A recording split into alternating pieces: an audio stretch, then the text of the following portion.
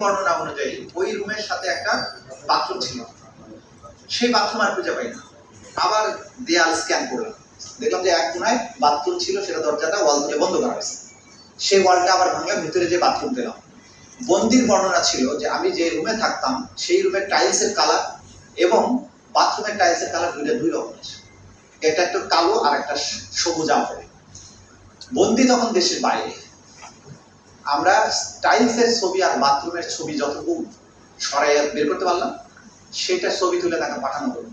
Within 30 seconds উনি বলেন yes, এটাই সেই বাথরুম, যেটা 8 বছর আমি প্রতিদিন দেখেছি। আর বাইরে যে 5টা সিঁড়ি দিয়ে যে রুমে নামার, তো ওইটাও টাইলস করা রুম ছিল, কিন্তু আমরা কোনো টাইলস পাচ্ছি না। দেখতে টাইলস, কিন্তু এক কোনায় টাইলস ভেঙে একটা অংশ টাইলস রয়ে গেছে। ওই টাইলসটা থেকে বুঝলাম যে এটা কোন কালারের টাইলস ছিল, সেটাও পেয়ে গেছে।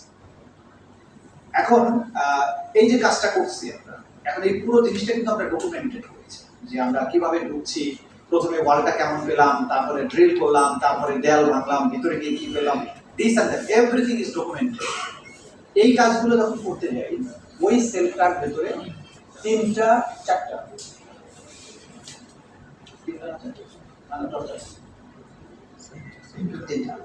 তিনটা ডেডিকেটেড টর্চার রুম পাওয়া।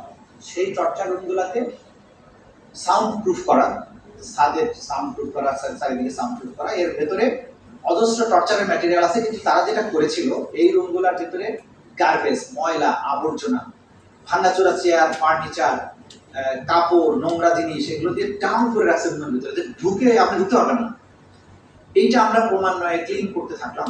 ক্লিন করে অনেক ভারী যেগুলো ফার্নিচার, এগুলোকে সরাই ফেললাম। নিচে কাপড় চোপড়, ময়লা আবর্জনা, ছোটখাটো লাঠি, তারপরে যে ছাদে ঝুলানোর জন্য যে কপি কল ছিল সেগুলো, এগুলো ভাঙা অংশ কিছু কিছু এগুলো পাওয়া গেল। দেয়াল থেকে সাউন্ড প্রুফিং এর ম্যাটেরিয়াল গুলো ভেঙে ফেলছে, সেই যে শোলা টোলা যেগুলো, এগুলো কিছু অংশ আছে, কিছু নাই। এগুলো সরিয়ে সরিয়ে আমাদের ইনভেস্টিগেশনরা দেখার চেষ্টা করছিলাম যে এটা কি আছে। তো প্রথম দিন 2 দিন আমরা কিছু পাইনি। থার্ড ডেতে আমি বললাম যে একটু মেটিকুলাসলি দেখো, একটা একটা করে কাপড় চোপড়, যে সমস্ত মেডিসিন, তুলা, সার্জিক্যাল টেপ, এগুলো পাওয়া যাচ্ছে। তা আমরা একটা বালতি পেলাম, সবুজ রঙের, নীল রঙের।